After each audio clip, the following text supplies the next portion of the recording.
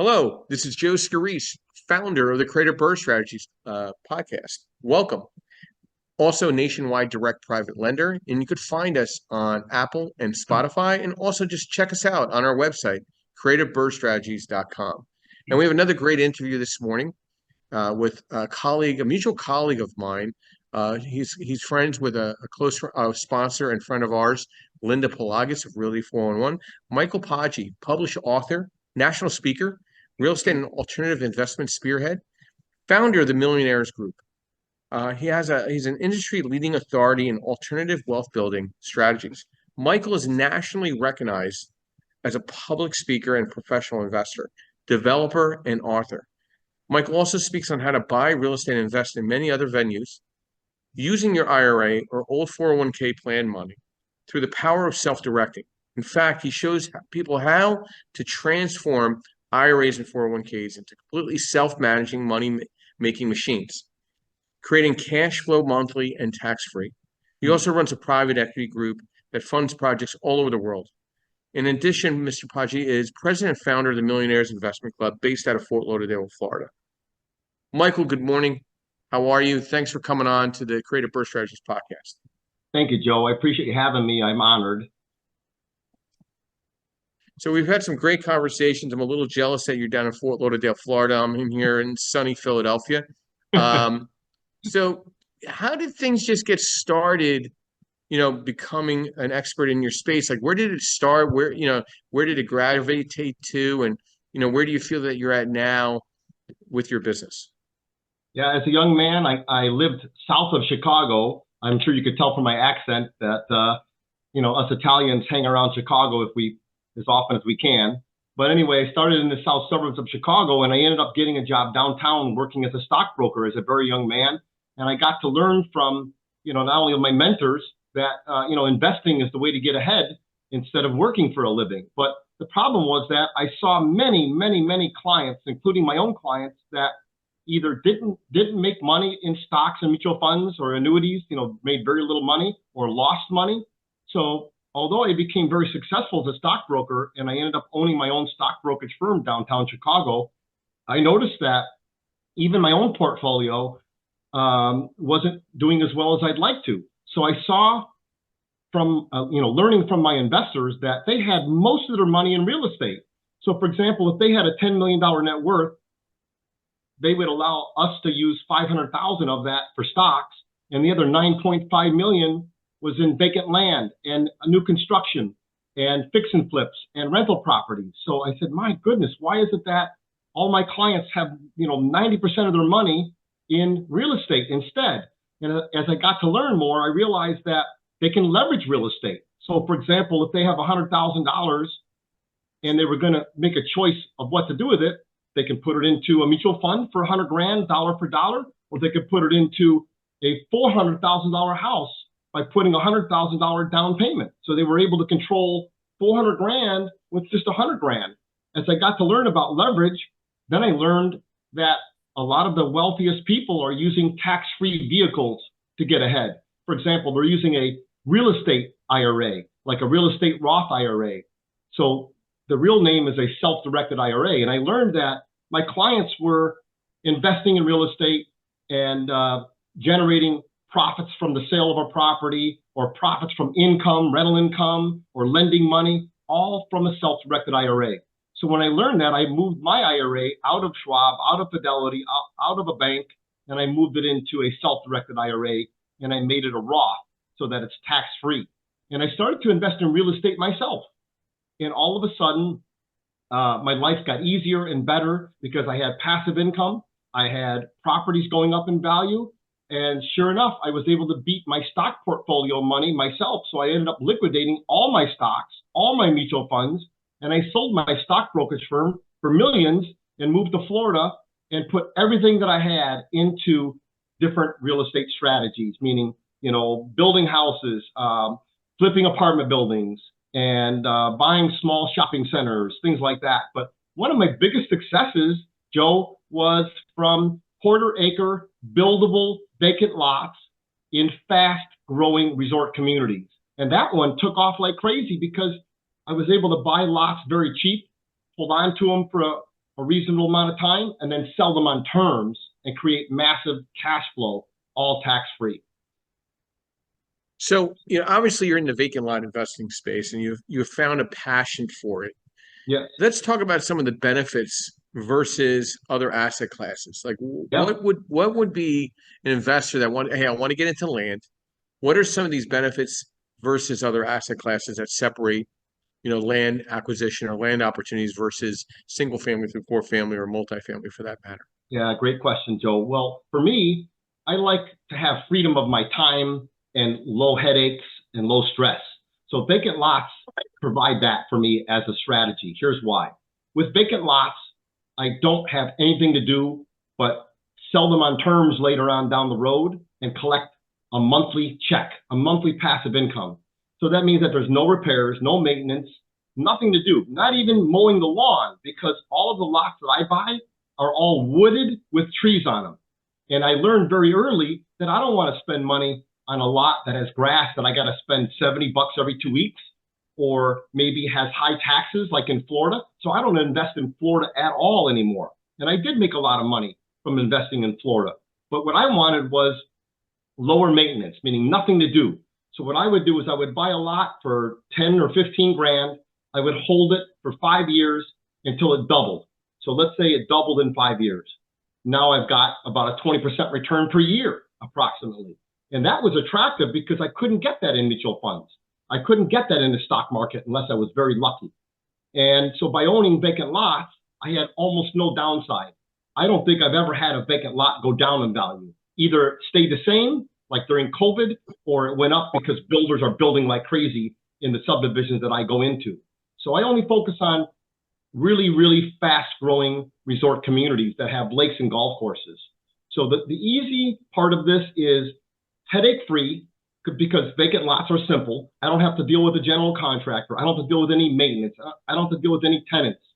So when you sell a vacant lot on terms, essentially you're becoming the bank, right? So if you're becoming the bank and you're collecting $300 a month or $400 a month from a buyer at 10% interest, not only did I make the profit from selling the lot at a profit of almost a double, but also 10% per year more.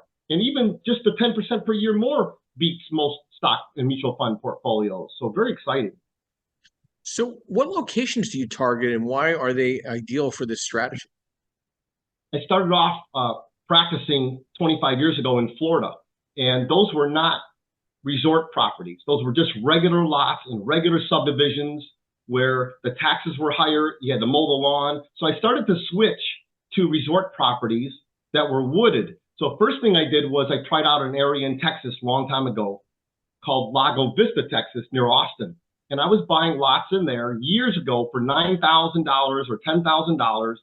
And of course, they had paved roads, they had utilities, they had about 10% of the subdivision was built out. Well, I held those lots for about 5 years and they doubled. So I was selling them at $18,000, $19,000, and $20,000. So I made 100% return. But I sold them all on terms, meaning that every single lot, hundreds of them, I sold for zero down payment, 100% financing, no credit check, everyone approved. And I did that from my self-directed Roth IRA, which means that I was able to collect all that income on my profit and my interest completely tax-free, which means I got to reinvest all the money that I did not pay in taxes. That was so significant that it excelled my portfolio exponentially faster. I mean, I got up into the millions very quickly within a 5 or 6 year period just because I wasn't doing it in my name or my LLC. So then I switched to a different subdivision after those lots went over 20,000. By the way, now today, those lots are in the $65,000 range. So that's where I feel like I made my biggest mistake, Joe, was that if I would have held those lots that I sold at 20, here it is now 10 years later, and now they're worth $65,000 to $75,000. I missed $4 to $5 million of profit by selling them too soon. So that was one of my biggest learning lessons as a, kind of a newer land investor. So I became real successful at just holding them longer term and letting them keep going up higher. And that's where my portfolio now is unbelievable because of not selling them too soon. Yeah, and the same thing relevant to real estate. I mean, there was a lot of properties that I saw that weren't maturing as quick. And if I Mhm. just waited 5 or 10 more years as the market matured around it, I might have doubled or tripled my profitability. But you know, if we stay in the land of regret, we will eat Of ourselves to course. death. So you're obviously doing very well with what you're doing now. You've learned, obviously. I don't say that. I don't want to call them mistakes. You've learned them. Yeah. You've learned from your moves. You Yes. look at it from that way. So how does your team source and evaluate specific land parcels? Yeah. So they have to meet my criteria. And my criteria now at my age is very specific, very strict. So I only have my team search for lots in resort communities that are where there's only about 10% of the houses are built out in there. That's the first priority. It has to be 10% or less built. Because what happens if we buy lots in a subdivision when it's 80 or 90% built out? Well, now the lots might be, 100 grand. And I don't want to buy too late or at the very end of a cycle. I want to buy at the beginning. So we source lots that are in a resort that are under $20,000 so that they're cheap for me to buy. And then when I go to sell them at double, they're still cheap. Because if I buy a lot at 100 grand and then wait 5 years and try to sell it at 200 grand, it's very difficult to find lots of buyers at 200 grand. But if I buy a lot at 10 and try to sell it at 20, it's still the same percentage gain, but it's easier to sell lots cheaper because more people have money to buy a lot at 20, which is still 100% return for me. So the third thing we do is we make sure that the neighborhood has more than one lake and more than one golf course. So the subdivisions that I invest in now have lots of lakes and lots of golf courses and tons of amenities.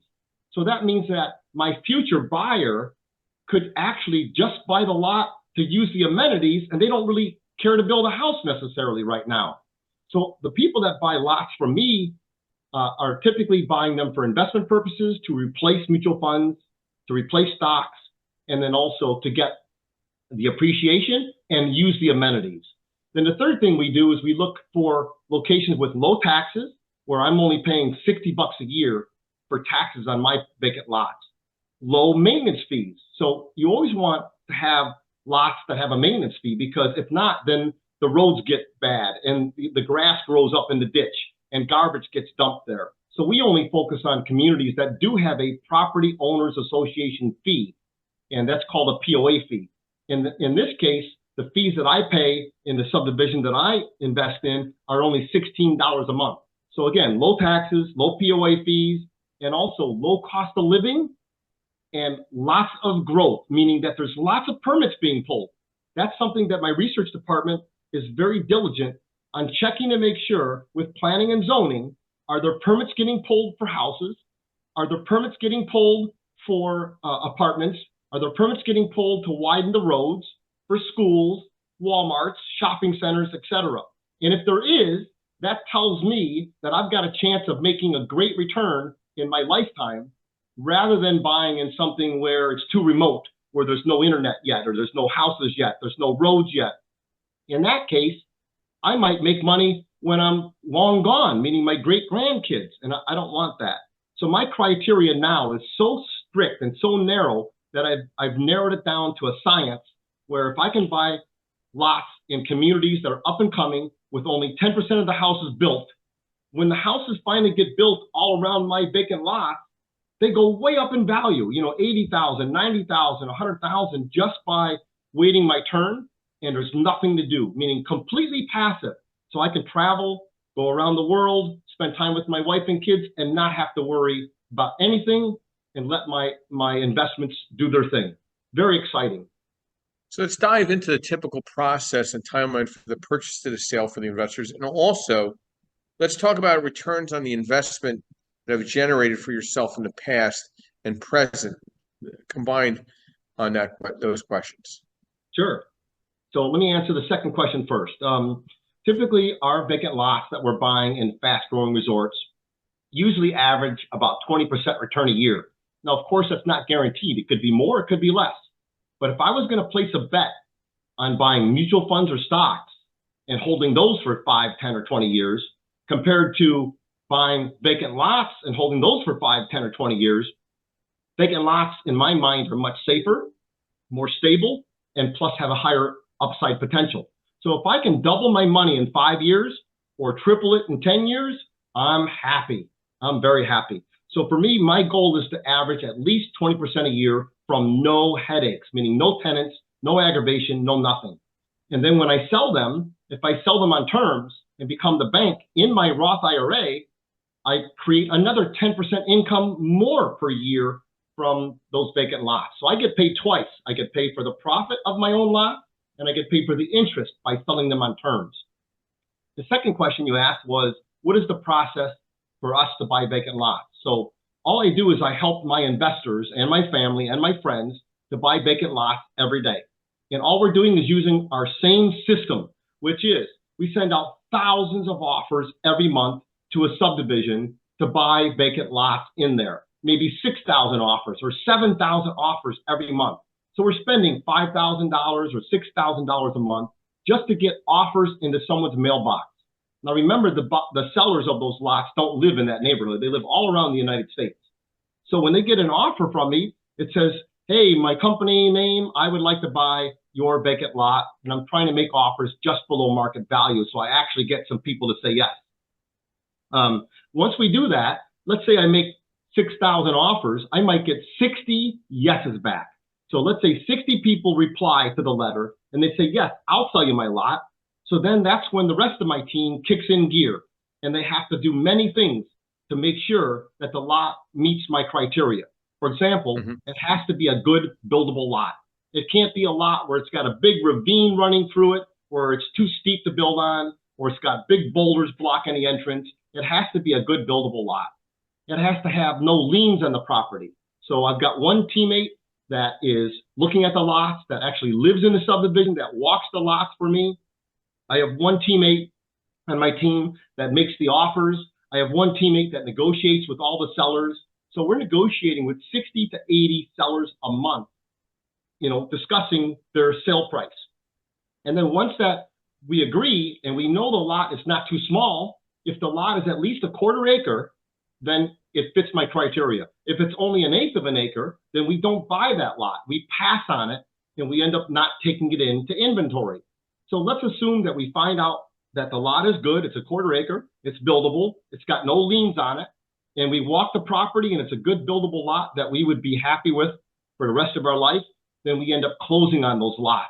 And as we're closing on them, they're going into our holding account, and they're going back out immediately to investors that ask for my help. So maybe an investor says, Mike, I've got 16 grand only. Great. That's what the lots are selling for right now, between $16,000 and $20,000. So the entry level of this type of real estate is very low. Whereas, if you're trying to invest in a house or, a duplex, you're going to have to come up with, 50 grand or 100 grand or 200 grand. So in this case, the cost to entry is so low. So then the investors that are next in line on the waiting list, they get the next lots that come in. So if I get 60 lots come in this month, and one person's getting 1, another investor's getting 5, another investor's getting 12, we fill those orders on a first come, first served basis, where the lots that come in, once they're inspected and they pass all my criteria, then they go out just like they normally would into people's accounts that have agreed to go ahead and take them. So we actually help builders. We're supplying lots for builders that are building in this subdivision. We're supplying lots to investors, and we're supplying lots to my students and also my family and friends. So that keeps us very busy here doing big volume. And it's exciting because it's such a turnkey machine now that it's easy to duplicate and do big numbers and big volume by helping lots of people. It makes me feel good, Joe, because a lot of people don't know how to do all this. A lot of people don't know they can use their IRA or 401k plan to buy real estate. So by educating people, like you said earlier, you like to educate, and I really appreciate that. We educate people on how to get out of their stocks, out of their mutual funds, and use that money to invest in real estate at a low cost to entry without having to worry about, coming up with 500 grand for an apartment building. So we help any level, but a lot of people that have substantial money will put 30% of their money into vacant lots and diversify the rest into other holdings, other strategies. So we help a lot of people to park money in land so that they can have something later. Maybe down the road they might sell them at a profit, or they might end up giving them to their kids, as an inheritance, something like that. So you obviously have some target markets that you find ideal. Let's talk about the investment strategy in these target markets. Let's talk about, what specific areas within these target markets, and how do you ensure that you are actually buying below market value? Yeah, well, obviously for comps, we can tell from the comps, if the lots are selling between 15 and 20,000 retail, or even 15 to 25,000, we'll make offers slightly below that. If we make offers too low, Joe, then we don't get any yeses back. So I've tried that. I've wasted, $5,000 or $6,000 by sending out a mailer and offering too low, hoping I would be smart, and instead I get one or two trickle in. So I don't want to spend all that money to get maybe one lot say yes because I offered too low. I would rather pay them even retail right now. Here's why. If I buy lots at retail, Joe, and I just wait 10 years or 5 years or 20 years, just like my mutual funds did, or just like my stocks, or just like my annuities, I just hold them. And if I wait 10, 20 years, they should be much higher by that time. And especially when they typically go up more than regular stocks or mutual funds in general.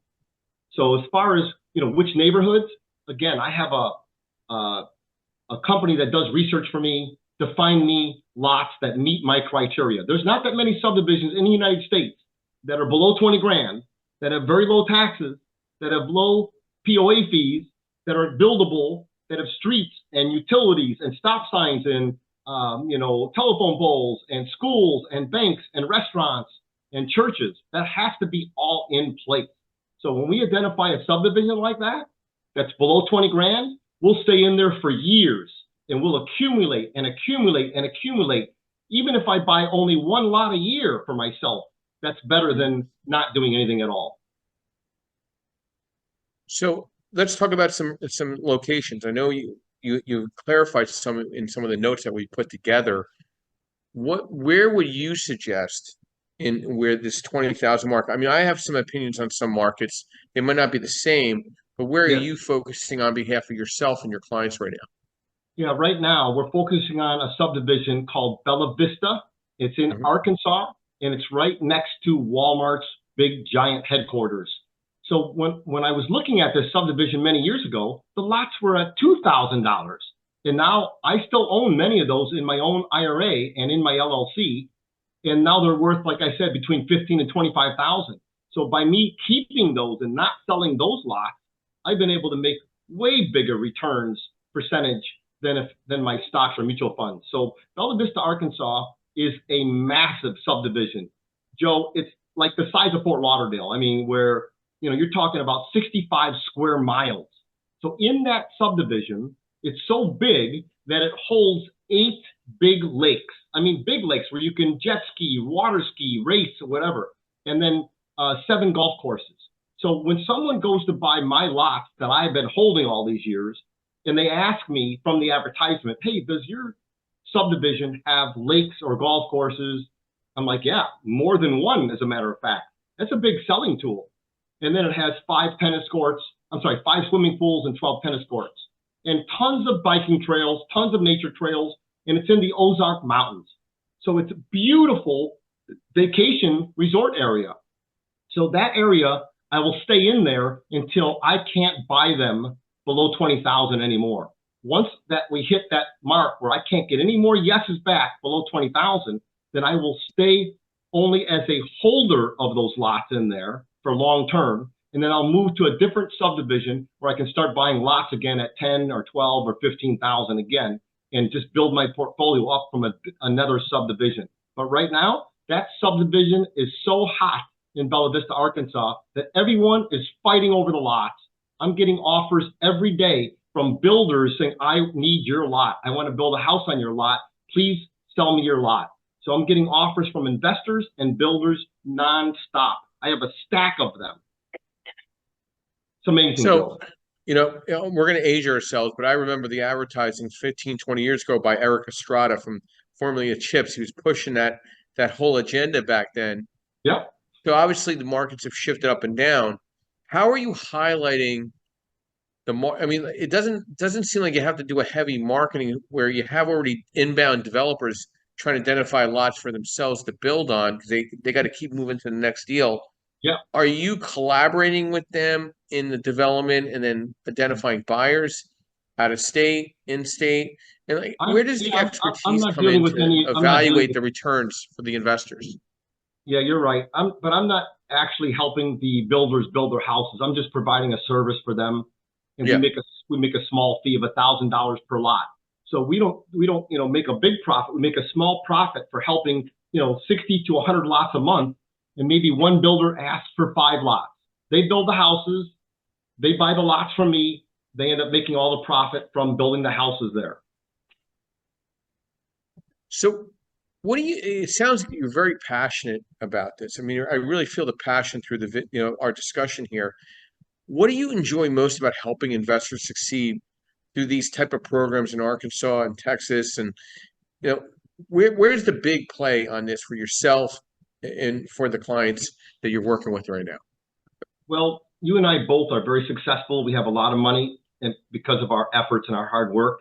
I would love it to be able to help, again, thousands of people a year to be financially free, to have passive income, and eventually fire their boss and not have to work anymore, or be able to have enough money saved up so that when they pass away, they're passing on a legacy to their family. So for me, my goal is to pass on all of my real estate to my children when I pass.